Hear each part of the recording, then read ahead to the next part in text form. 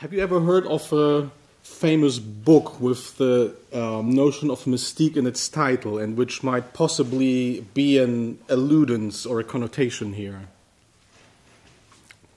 Because that was actually it. It's one of the, you could say, founding Bibles of second-wave feminism.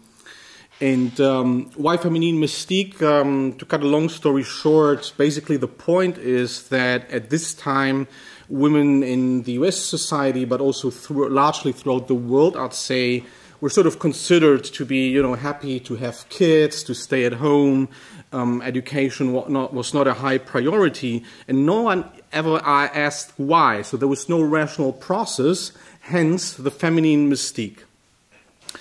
And now, knowing this context, what we just discussed a second ago, I would like to ask you again what sort of associations those pictures bring for you.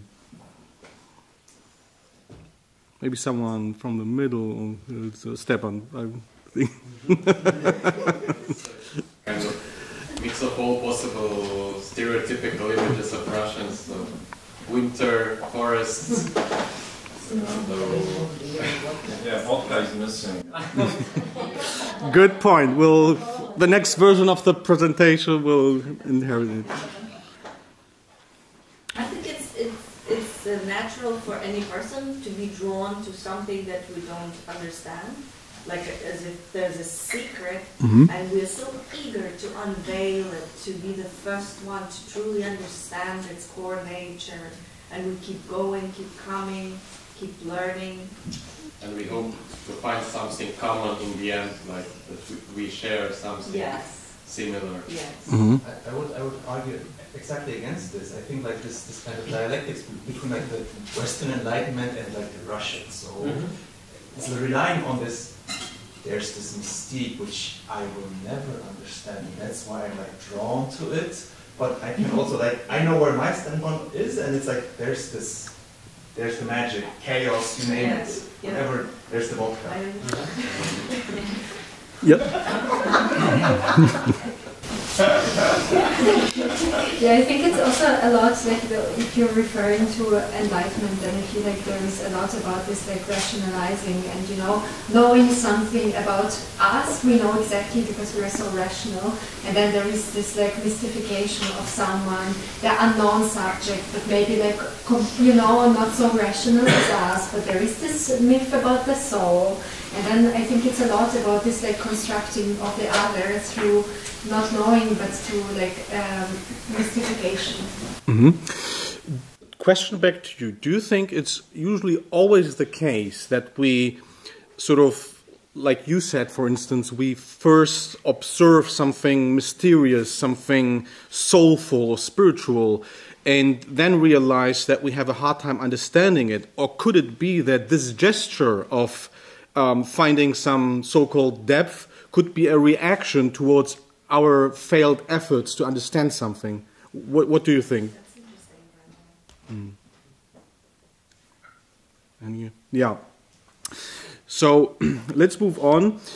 I was thinking of a notion how to call it, and frankly speaking, it's not the most elegant one, I'm aware. So if you have any better ones, I'll be happy to hear them. But because the thing is, I don't think that there's something bad per se in, seeking for some cultural motives or some religiosity or some metaphysical content which we kind of associate with a given country.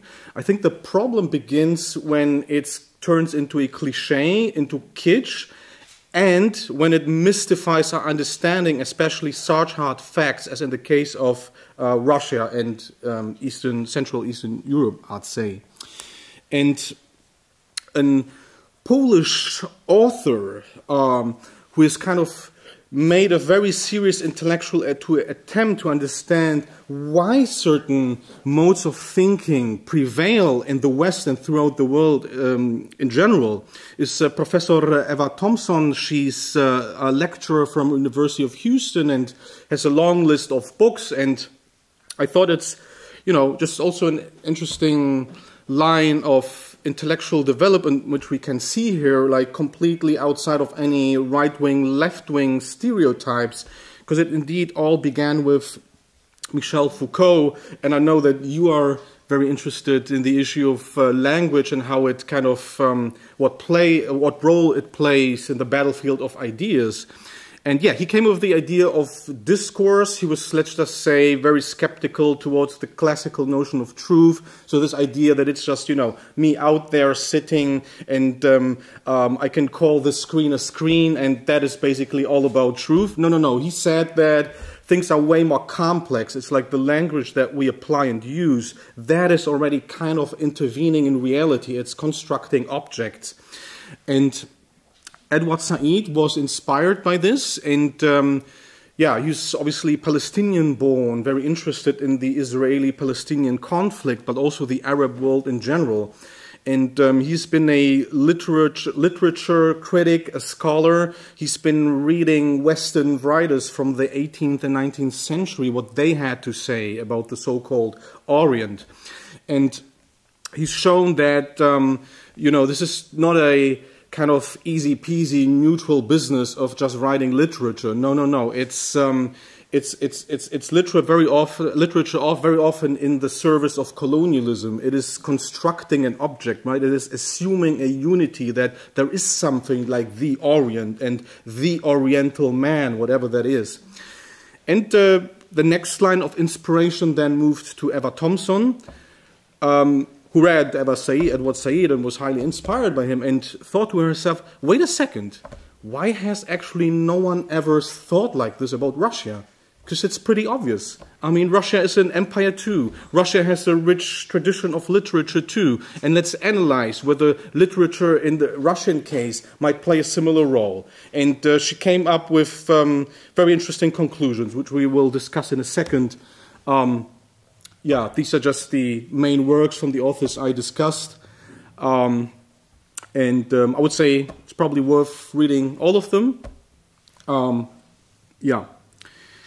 And yeah, now we move to imperialism in Russian literature. Maybe I first of all ask you, have you ever, while reading Russian literature, which I assume for the second was way back in the past for now, but have you ever encountered any character or any scenes or any descriptions where you thought like, oh my God, there's something shady about this, this doesn't sound about right? Think about this man who drowned his own dog. Mm-hmm. I'm sorry, but he actually literally saw no other option or alternative. He killed the only creature who was devoted to him and who truly loved him, because that was like no other options in his reality. He couldn't defy, he couldn't stand against, or he couldn't, in his circumstances, see that the scenario could be different. I mean, that's a very horror story to me. That's a very sad story. Yeah. Mm-hmm. Mm-hmm. Any other ideas or memories from the past? I don't know, all these explaining the tale was never clear to me, and I was really very surprised when, for example, a friend of mine told that her favorite literature character was Sonia Marmeladova, and I was just a therapist. And so the whole Dostoevsky thing is not very, and I'm half Russian, so I don't care about this. Analyzing whatever he was analyzing. Mm-hmm. Let's think for a second about Tolstoy's War and Peace. I mean, this obviously there are large swaths of the book with Napoleon and the West, and he moves to Russia and then moves back. And what is, from your point of view, if you read it, or even from my just two very short sentences, striking to you about this, especially from today's point of view?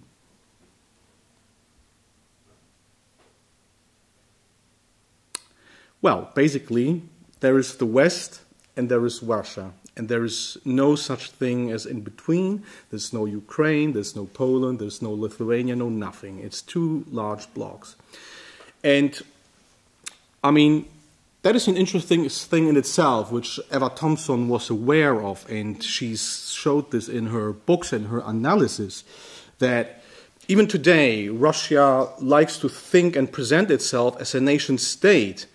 And it's quite striking that many parts of the world, actually the vast majority of the globe probably, totally buy into this.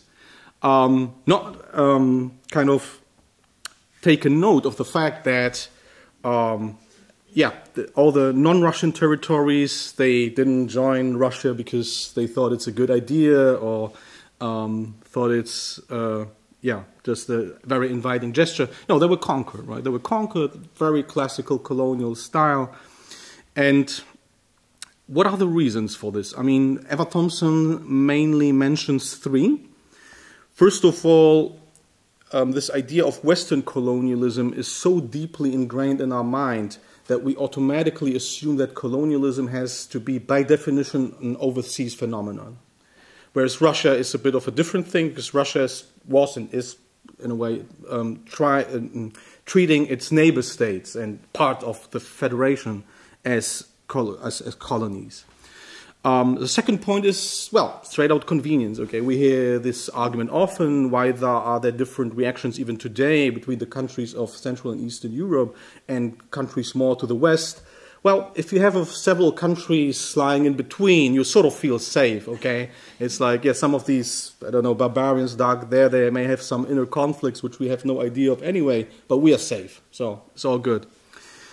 And the third point, and that is actually interesting, it's the 18th and 19th century. No Facebook, no YouTube, no television, no radio, no nothing. Yet there is this large construction named Russia. You can't just live ignoring it. But where do you get your information from? Well, official political channels, and guess what kind of message they were trying to convey. And the second point is literature, which was quite popular up until this day. And we just discussed this problematic motives, which is quite prevalent in Russian literature indeed. So these were sort of creating the, let's call it, Eastern European imagery, the form of Russian mystique, if you will. And going further into this analysis, then, what means does Russian literature possess to create this image? So first of all, according to Eva Thompson, characters play a distinctively different role in Russian literature compared to Western literature. Anyone possibly a hint, idea, intuition, what this difference might be? Maybe they are more of a generalization of features that most might be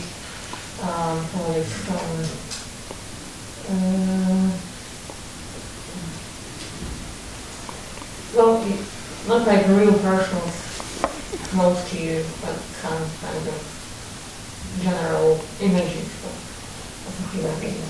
Wow, fantastic. I mean, that's very, very close. Very, very close. Some other ideas?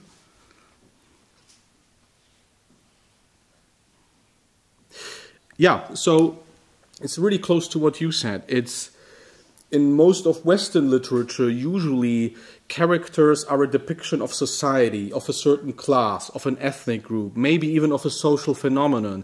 But usually the idea is to create a character where you think, yes, this Mr., Miss, or whatsoever could actually exist in a given society. In Russian literature, it's often the case that you have very, very special characters, usually coming from the Russian nobility, which is already in itself problematic in terms of representation because it was such a small part of society. But also, according to Eva Thompson at least, they are, rather than depicting or representing certain social realities and social classes or problems, they are representing ideas. And this creates some sort of literature universalism, which proved to be very appealing to the Western reader in the 19th century. And yeah. And last but not least, there is also this quote by Zana Zabushko Russian literature has again created very specific persona and motives not to be found in Western literature. Like, I think you mentioned Raskolnikov, right? And this whole idea that, yes, you could be someone intoxicated with evil and kill people and steal things, but if you only go through some kind of internal religious resurrection, clearment process, you'll be fine. And according to Eva Thompson, this is one of the first moments where this idea of the Russian soul, because I did it while preparing this presentation, just type in Russian soul in Google and you will get like images. I typed in Polish soul and hardly found anything. So that tells you something, right? There has to be some, I don't want to call it deeper truth, but some deeper reasons for this, why this idea is so popular.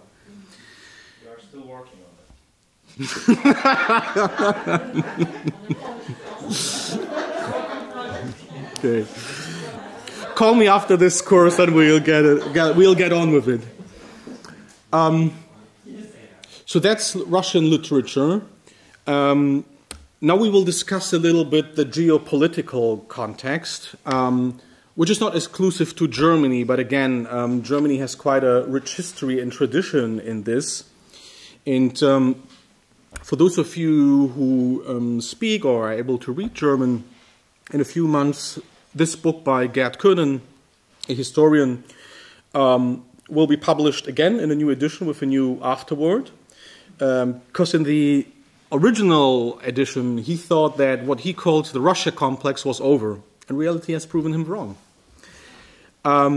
First of all, I would like to ask you, when you hear the word complex, how do you understand the word complex? And do you think there are multiple meanings to it?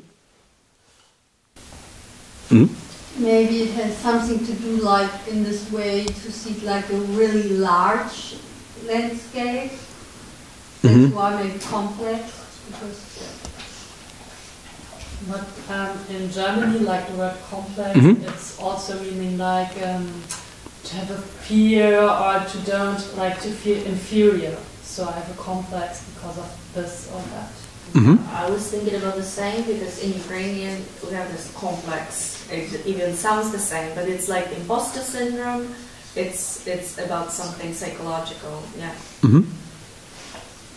So usually it refers to weakness, some sort of weakness, real or perceived.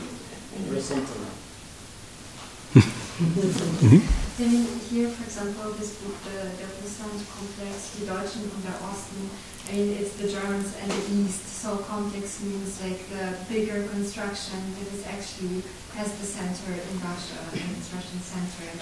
It's like basically something around Russia that is controlled. Yeah, great point. And that was actually also the intention of the author. So it turns out the word complex is quite complex. And yes, it's, as you said, I think, on the one hand, like especially in the German language, I mean, in English usually you just refer to the inferiority complex, but in German there are all kinds of complex, like the complex of dominance, the complex of fear, and etc., etc. And yeah, as you said, it also refers to a larger being construction, which is quite complex, again.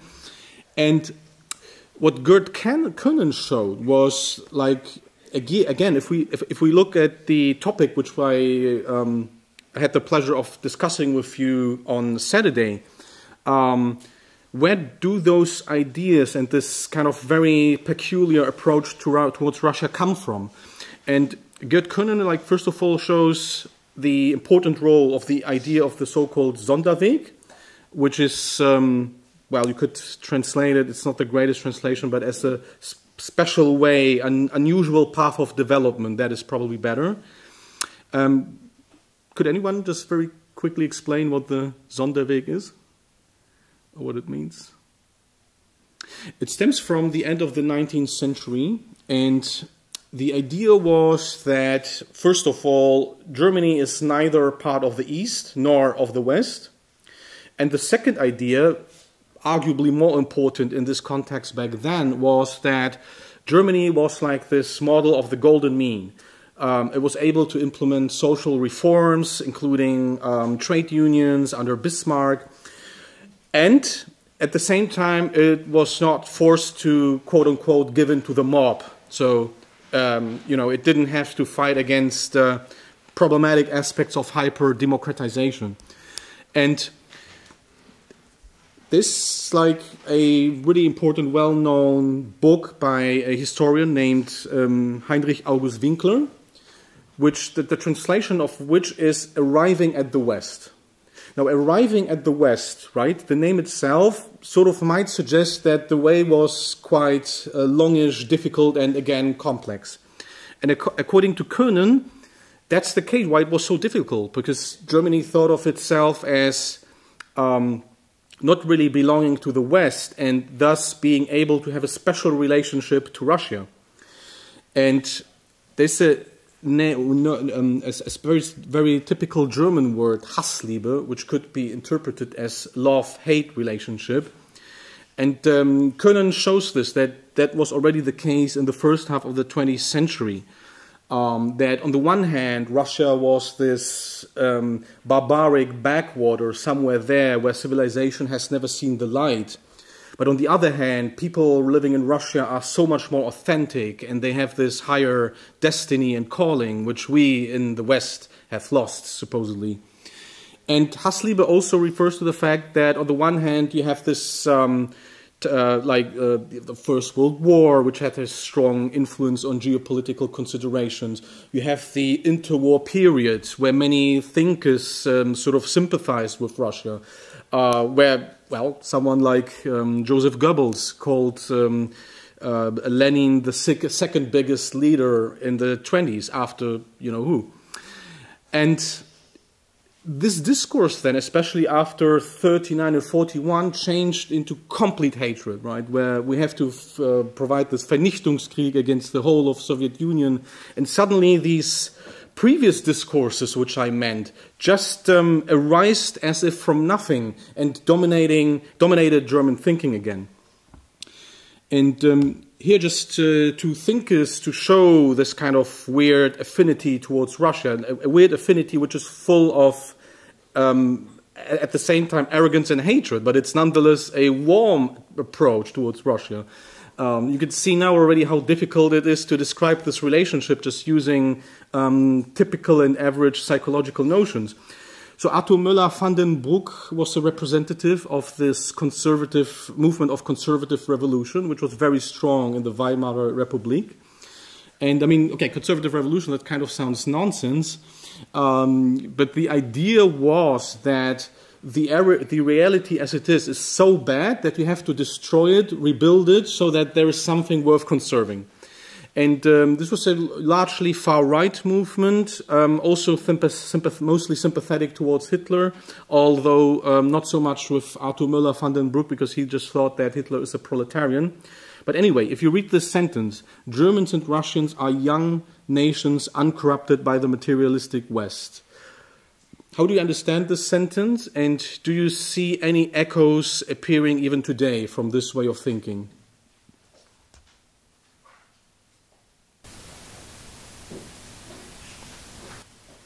I'll give you a few seconds. Well,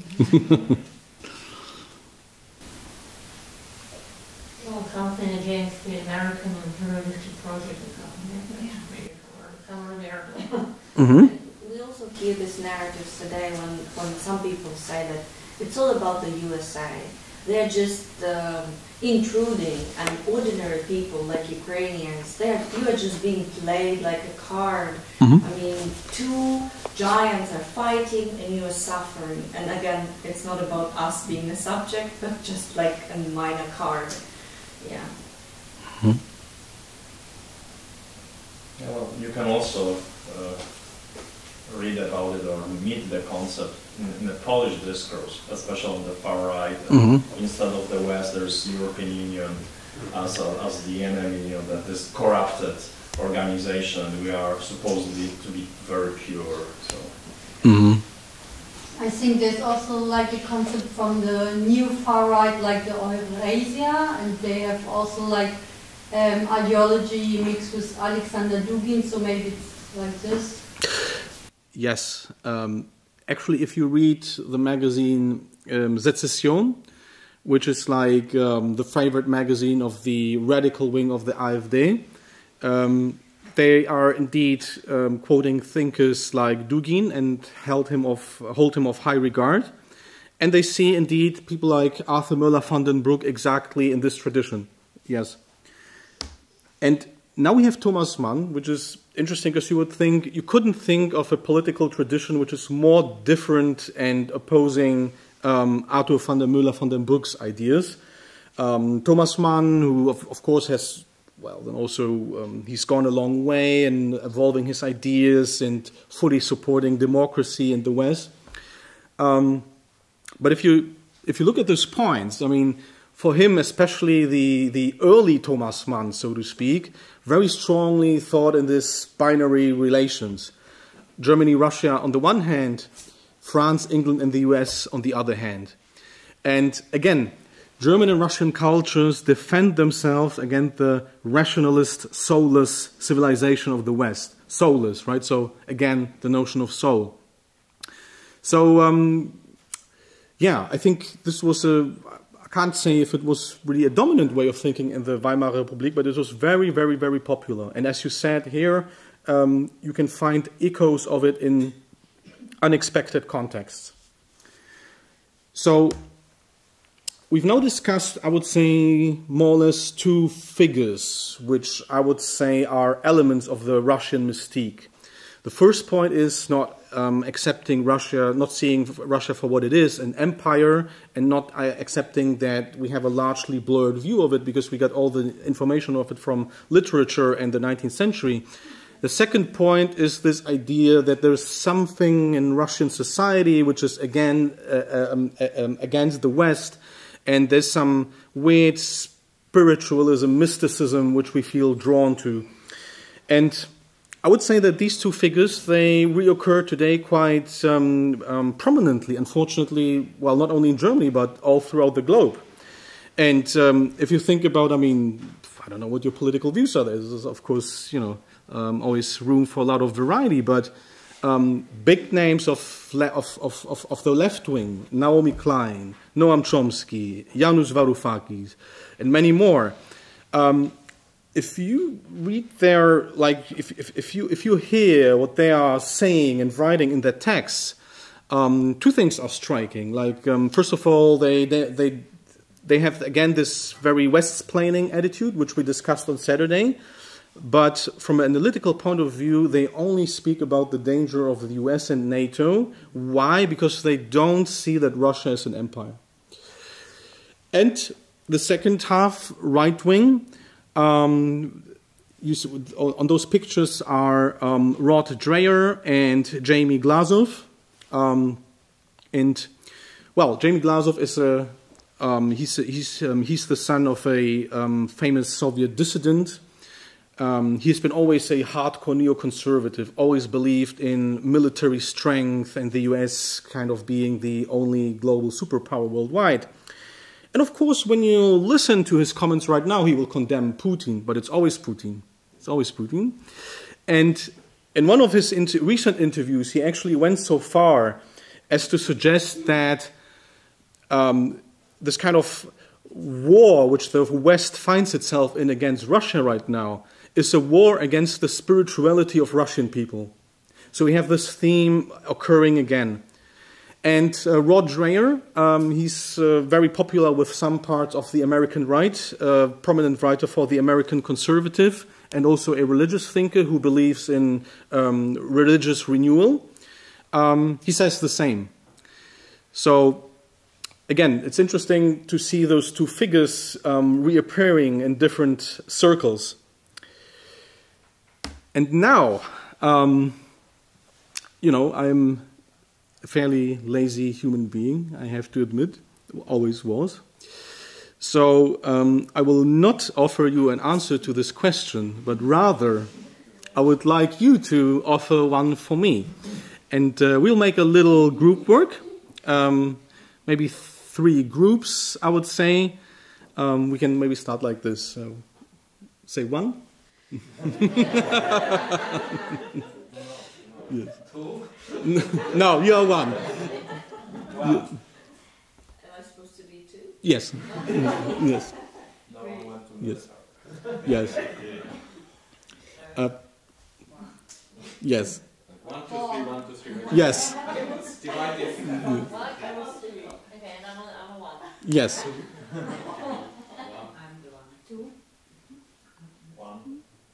No, no, no, no. You are 3.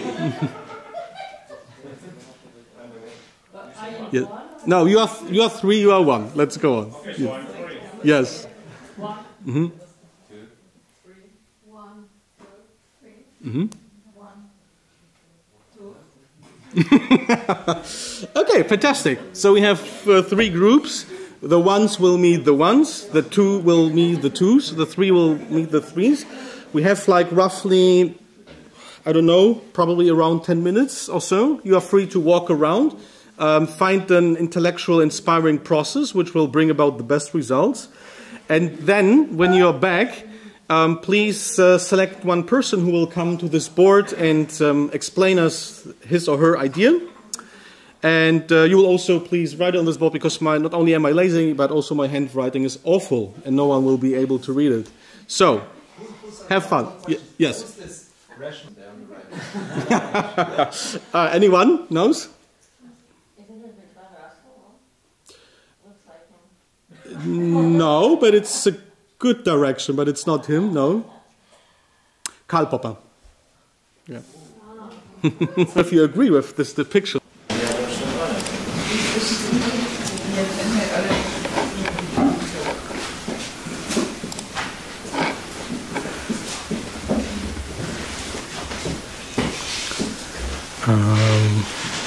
So all the groups back, or I think so. Okay. Right. Okay. So we will not start with group number 1 because that's boring. We will start with group number 2. So who would like to come here and? We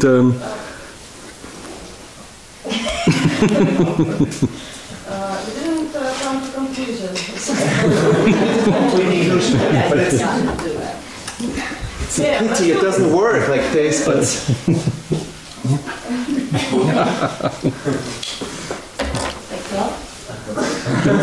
I cannot draw on that. No, we're here on this one. So, yeah.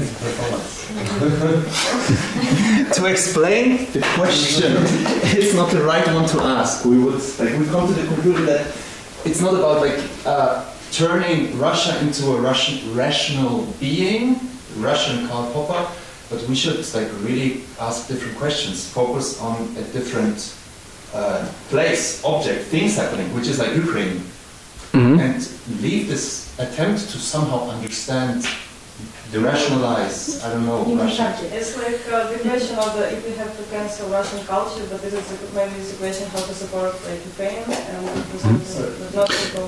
So sorry, can I, guys? So you are proposing erasing Russia from history? Yeah. No, that's exactly that's exactly that. I think what was not that we didn't agree on. But I mean that we agreed on that it's not starting talking about Russia when we want to change the perspective. We need to talk about from another perspective. One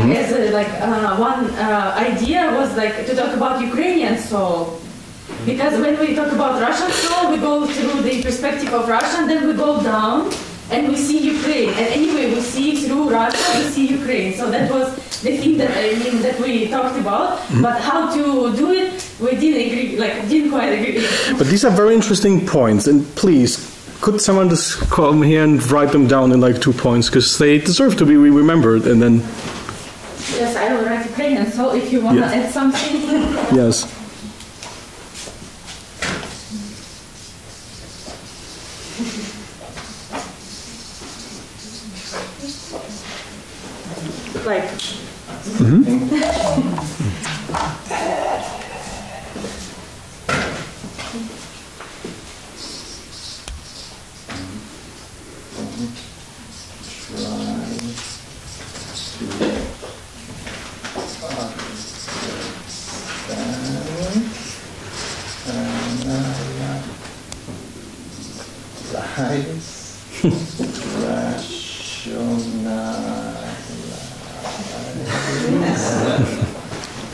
Russia. Complex ideas. Here we go again. Okay, thank you. Any other remarks from group number 2? One of the aspects of that was just that the moment we start talking about the Russian soul and Russian mystiques, it just comes to existence. And once it's brought to existence, it's pretty hard to get rid of it. So we're actually constructing this object of analyze, and then we need to analyze it because we just created it. And repeating the same binaries actually of east and west, chaos and Also the thing of the West putting into this notion of Russian soul some things that the West feels to be lacking. For instance, this authenticity and originality or something like that. There's some sense of romanticizing of what we don't have and placing it in the other, which is the Russian soul.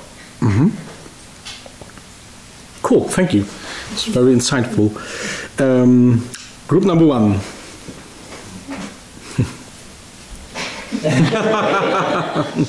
I don't know, already at lunch. We had the idea to make a reconstruction and to ask, okay, where it comes from, the idea of the Russian soul, and also education. Yeah, we talked about that.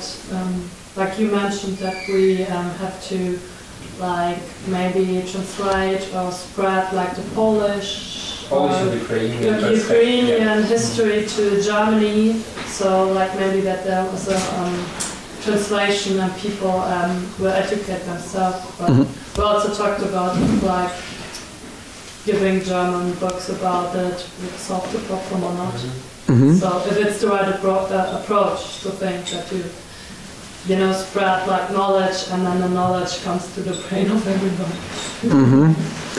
So basically spreading the word in intellectual education through books, texts, document, okay. Yes, and promoting scientific approaches, source-based, fact-based. With rational methodology, not towards history. political influence. Study of literature should include also the historical, political background, what was going on in that specific piece. Yes, maybe I would now also ask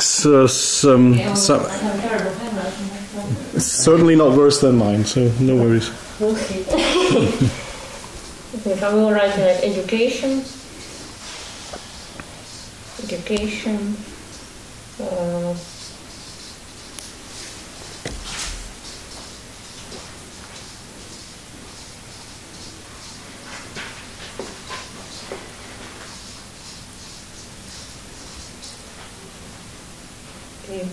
I will write books, but both literature, fiction and non-fiction, education, methodology,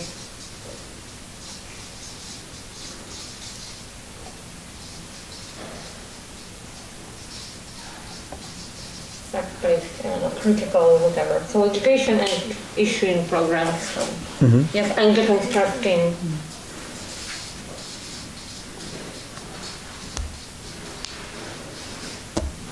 With Russian narrative, etc.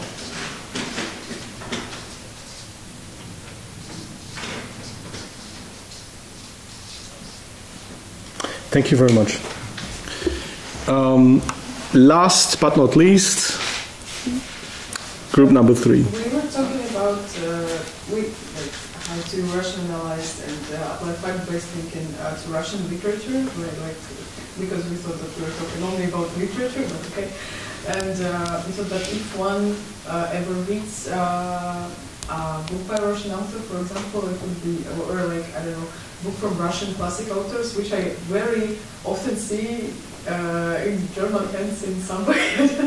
it would be good to critically read these books and also to recognize the narratives that are represented there, and also it would be nice also to try to draw parallels to what is what is the cultural and historical situation now, and how those narratives are applied also in the narratives that are like represented today from Russian side to the like Western listeners, let's say. And also, like Maria said that we should also be mindful that this literature doesn't represent all the groups. No, it's not.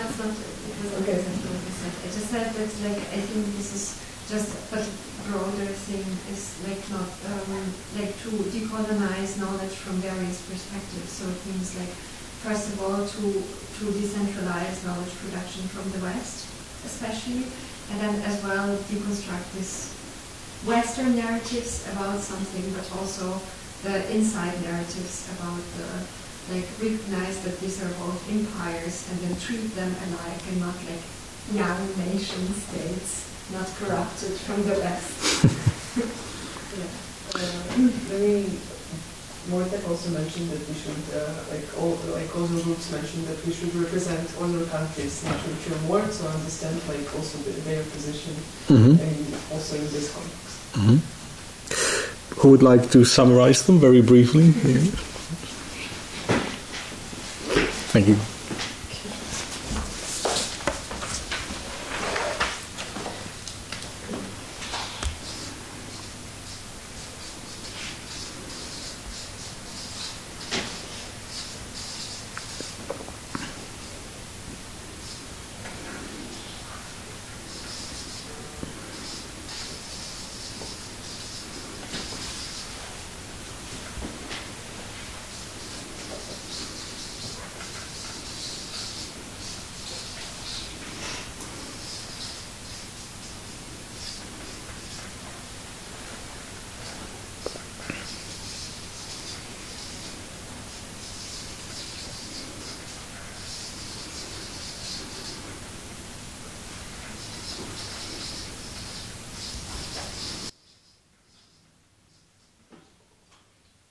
Thank you.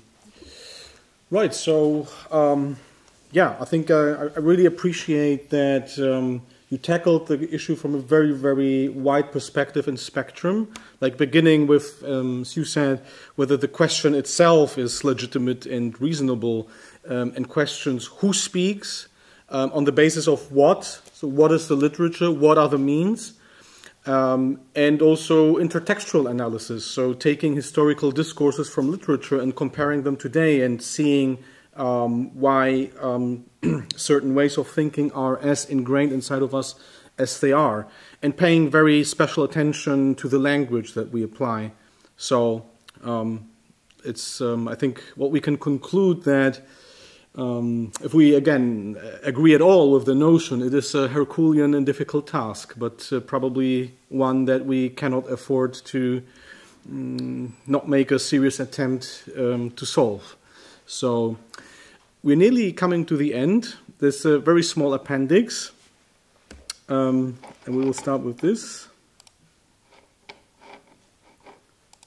I'm not saying there will be no more wars after the war ends. No, it is impossible to completely erase evil from human nature. Yet it is in our power to guarantee with words and deeds that the light side of human nature will prevail. Right, so having spent almost 60 minutes discussing like how to deconstruct false religious and pseudo-spiritual notions and how to apply rational thinking, I would like to complicate the picture a little bit further, as if it wasn't complicated enough. And yeah, because, I mean, this is the point that you actually mentioned in this question, like, what is actually rationalism, right? And what is rational? And just 2-3 words about those thinkers that are here, and then the last question to you, and then we're going to finish, or else Katerina will probably cut my head off. So, with the danger of hyper-rationalism, that is something which I alluded to very briefly on Saturday, but I think there's a danger of otherizing but there's also the danger of, and it's a horrible word, but I didn't find any better, of samizing. So not accept certain differences that stem from political culture. Like, for instance, I would say with regards to Putin, there was a very long time to kind of ignoring his KGB background, right? The fact that he was socialized within a very specific system of values and political instruments. And it's like Bukovsky once said, once you're in the KGB, you never leave it. And the further issue is also that, again, that's your point, that if we apply too narrow a form of rationalism, this might help us to leave the the Russian mystique, but it could bring us into a new mystique. So if you think about, for instance, people like Johannes Warwick, whom I mentioned on Saturday, but also John Mearsheimer. Has anyone of you read the interview with John Mearsheimer in the New Yorker, which has been published around a month ago, so quite a long piece? I've seen some excerpts in the Ukrainian media. Yeah. What were your thoughts on this? In my opinion, it's a case when a person is following like her own view of the world, maybe some kind of a religious one, like for 20, 30, 40, 50 years, and then when the person is already a respected one, a renowned scholar, it's very difficult to change your views and to publicly acknowledge that you were not right. So it's simpler for you to continue, like praying for like realism in international relations, big power game and all of that. And I don't know, it's a bit contradicts the reality and what we see on the Ukrainian soil, how the events are unfolding, but speaking from the point of view of international relations theory, so his opinion has the right also to be expressed. But like not every, but maybe a lot of other people also realistically seeing the international relations, they will argue that obviously reality shows that these ideas don't work. But thank you, very, very powerful point. Yes, I think this is indeed the danger, as you put it. You could be intellectually socialized within a very narrow paradigm. In this case, it's the theory of realism in international relations. And of course, you build a name for yourself, publish nameless books, your status depends on defending the notion. But the problem is that it's actually a very, very narrow form of rationalism. It's actually making it irrational, so to speak, because that's the problem with guys like Mearsheimer and others, that, again, they are only looking at external structural factors. And I think that the fact that Mearsheimer places such a high emphasis on NATO and the whole thing, and on the US and on the West, I would put a question mark in brackets whether that is indeed a form of Russophilia or whether that is, like you said, just sticking to his paradigm. Because if you want to stick to realism and you believe that states are more or less rational actors who behave in predictable ways depending on the international environment, then of course you cannot explain Russia's behavior without taking into account NATO and the West. But the question is whether it is true, whether there aren't some internal mechanisms in Russia which you need to learn about first, and then apply the theory, if at all. And this brings us to this point of that sometimes it's actually very difficult to draw the line what rational fact-based thinking is and where it stops. Because I've mentioned Leszek Kołakowski, the Polish thinker here, and Andrzej Gluckman. They think, for instance, that the crisis of modernity in the 20th century stems from totally rejecting a set of classical metaphysical notions, such as the idea of the good and of evil. Leszek Kołakowski was a hardliner, Stalinist, atheist thinker in the 50s, who then reached the conclusion that his ideas were wrong. And he wrote one of the most important textbooks on Marxism. If you're interested in the topic, highly recommend it. It's 3 volumes, really thick, but you really get to understand Marxism by reading it. And he later on realized that actually all philosophy starts with a religious question. Like, even if you are a hardcore positivist or you believe that science will solve it all for you, you always start with a religious question, with fundamental metaphysical questions. And he thinks that indeed, by completely rejecting Christianity and traditional notions, modernity has sort of cut itself away from its traditional religious roots. André Glückmann also thought the idea of evil is central, but he looked at it from a different angle. He thought, like André Glückmann, prominent representative of the 68th generation, very convinced Maoist Marxist at this time, who after a few years realized that the Soviet reality, of course, had nothing to do with the promise of the golden paradise on earth. And he's been then also kind of undergoing a spectacular philosophical developmental path. And this brought him to the idea that we can never know what is the absolute good, but usually we can recognize the absolute evil. And it's this what we should focus on. That's why Marxism doesn't work, because Marxists thought it found the idea of absolute good, but good is sort of sometimes difficult, very multifaceted. Evil, not necessarily. And the interesting thing is with Glückmann, he was actually someone who was in Chechnya in 98 and 99. And what he saw there really shook his mind. He became almost traumatized. And from people who know him, like including a German journalist, Richard Helzinger, who was his dearest friend, and who's also a friend of our institute, incidentally, he said that André Glückmann, after he came back from Russia and Chechnya, he was walking all around in Berlin and was speaking about nothing else. And he said, either the West stops whatever is happening there right now, or this will be our predicament in the future. And I don't want to give a clear answer here to the question, but maybe this assumption that you have to focus on absolute evil helped him to recognize so much earlier what was going on than a lot of these hardcore secular rationalist thinkers.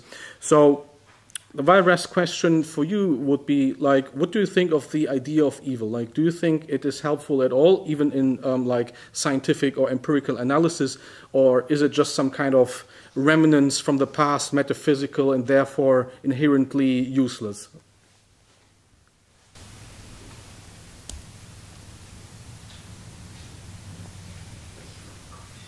Well, as a train of your intellect is useful in this line of thought.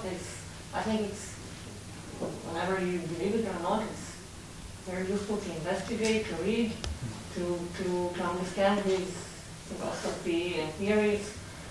Well, nothing is useless intellectually if it doesn't compromise your line of thought, for example, and it doesn't fall for it religiously with criticism. But I think it's, well, I'm no believer in something, but I appreciate the idea of someone like unfolding it. So if I got your answer right, you would say we should leave open the possibility of evil being true or useful, at least. The theory about it. Yes. Well, it's interesting at least. But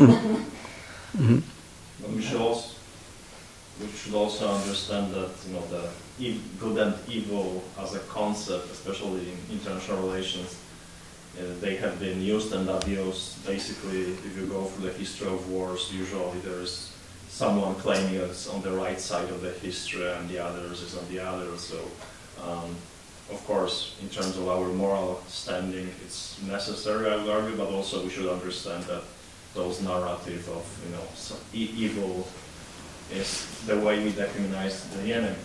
Otherwise, soldiers would not just fight. Last summer, I heard a brilliant lecture from Krzysztof Krzyszewski from the Borderland Foundation in Poland. He's a cultural maker, but he's a writer, and he also was part as an observer in Bosnia and Herzegovina in the 90s, and he was speaking about the Ukrainian conflict. What was striking for me was he introduced this notion of, he calls it cios karune, like a kind of a hit or like a moment where truth is revealed. It's like very metaphysical words he was using, but what he wanted to say is there's so much like debate, perspectivism, fake news. Like you can like argue a lot and like rationalize a lot what is going on, but when you realize that no, one country is invading another, bombing like children, soldiers, people like living there, there's something where you stop maybe to argue, to rationalize, to say yes, but you have to understand this, and I think like for this kind of notion of there's something more at stake than just like arguments, I think something like this idea of evil is quite tangible and important. Mm-hmm. Any other intuitions, agreements, disagreements, ambivalences, whatever you might? I suppose what terms from which discipline you also speak about evil, so it's not like a mystical concept, but it's also like a social theory, or like if we're speaking about the law perspective or about the in terms of unarmed, also do you think it is like ignorance between you, so it's by change perspective, so of course it's a productive concept.